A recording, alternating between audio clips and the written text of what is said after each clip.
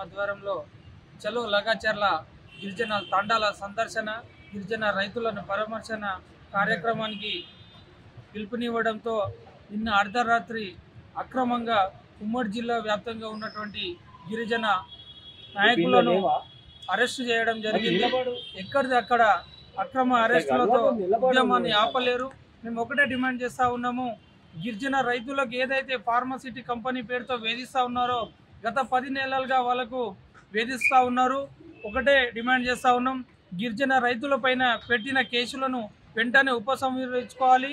అలాగే ఎక్కడైతే వాళ్ళకు జైల్లో నిర్బంధించారో వాళ్ళను కూడా వెంటనే విడుదల చేయాలి. తాండాలలో శాంతియుత వాతావరణం కల్పించాలి. అక్కడ ఉన్నటువంటి పోలీస్ వ్యవస్థను బయటికి పంపించాలని మేము డిమాండ్ చేస్తూ ఉన్నాము. ఉమ్మడి జిల్లా వ్యాప్తంగా అరెస్టు చేసిన గిరిజన విద్యార్థి సంఘం నాయకులను వెంటనే విడుదల చేయాలని మేము డిమాండ్ చేస్తా ఉన్నాం. లగాచర్ల గ్రామ పరిధిలో ఉన్నటువంటి 5 గిరిజన తాండాలకు సంబంధించినటువంటి గిరిజనులకు సంబంధించినటువంటి భూసేకరణకై అక్కడ జరిగినటువంటి ప్రజాభిప్రాయ సేకరణకు ఇచ్చేసినటువంటి అక్కడ 1300 ఎకరాలను గిరిజనుల భూములను లాక్కొని అక్కడ ఫార్మా కంపెనీ ఏర్పాటు చేయాలని చెప్పేసి ప్రభుత్వం ఒక కుట్ర పన్ని గిరిజనులను నష్టపరచాలని చెప్పేసి చేసినటువంటి సందర్భాన అక్కడ జరిగినటువంటి సంఘటనలో గిరిజనులపై కేసులు పెట్టి గిరిజనులను నిర్బంధించి లగాచర్ల పరిధిలోని 5 తాండాలకు సంబంధించినటువంటి గిరిజనులను జైల్లో వేసినటువంటి గిరిజనులను వెంటనే వారిని జైలు నుండి విడుదల చేయాలి, వారిపైన పెట్టినటువంటి కేసులను ఎత్తివేయాలని చెప్పేసి గిరిజన సంక్షేమ సంఘం మెదక్ జిల్లా పక్షాన మేము చలో లగాచర్ల కార్యక్రమానికి ఏర్పాటు చేయడంలో భాగంగా మరి నిన్న రాత్రి సంగారెడ్డి 2 టౌన్ పోలీసులు మమ్మల్ని అర్ధరాత్రి అరెస్టు చేసి స్థానిక సంగారెడ్డి పట్టణంలో గల పోలీస్ స్టేషన్కి తరలించడం జరిగింది. ప్రజాస్వామ్యంలో అరెస్టులతో ఉద్యమాలను ఆపలేరు.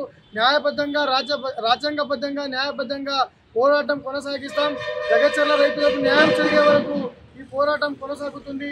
అరెస్టులతో అక్రమాలతో మమ్మల్ని అరెస్టు చేసి ఇబ్బందులు పెట్టిన ఈ పోరాటం మాత్రం ఇదే విధంగా కొనసాగిస్తాము.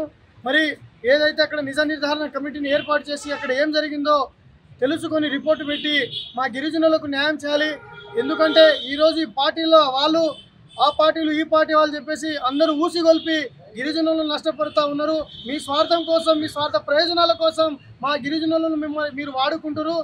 గిరిజనులకు ఇబ్బందులు పెట్టే విధంగా చేసినట్టయితే ఇదే విధంగా రాష్ట్ర వ్యాప్తంగా ధర్నాలు కొనసాగిస్తాం, ఇదే విధంగా కార్యక్రమాలను ఏర్పాటు చేపిస్తాం, ఇదే విధంగా మేము న్యాయబద్ధంగా శాంతియుతంగా పోరాటాలు కొనసాగిస్తామని చెప్పేసి ఈ సందర్భంగా తెలియజేస్తా ఉన్నాం.